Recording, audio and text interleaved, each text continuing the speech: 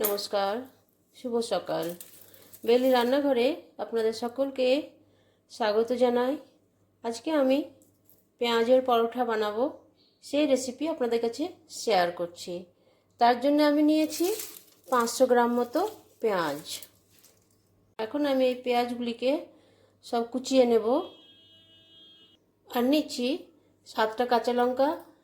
আপনারা যেমন ঝাল খাবেন সেই পরিমাণ মতো লঙ্কা ব্যবহার করবেন।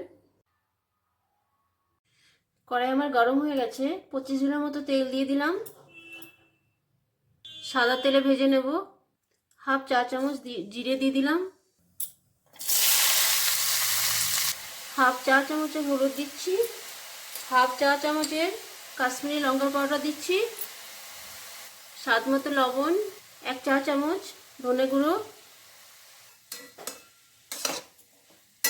এবার আমি 5 থেকে 10 মিনিট ঢাকা দিয়ে রাখবো, পেঁয়াজ গলে যাবে। এটা ব্রাউন করে তারপরে ভেজে নেব। পেঁয়াজ ব্রাউন ও ভাজা হয়ে গেছে। এবার আমি 1 চা চামচের চিনি দিয়ে দিলাম। এবার আমি 10 মিনিটের জন্য রেখে দেবো ঠান্ডা হওয়ার জন্য। লেচিটা একটু বড় সাইজের নেবেন।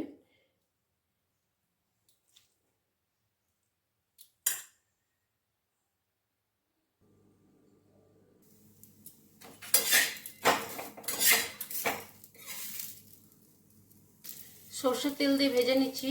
আপনারা চাইলে ঘি ও বাটার দিয়েও এটা বানাতে পারেন।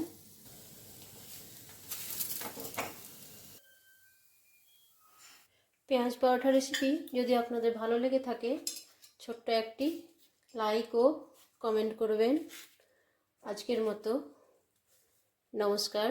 পরের রেসিপিতে আবার দেখা হবে। টাটা।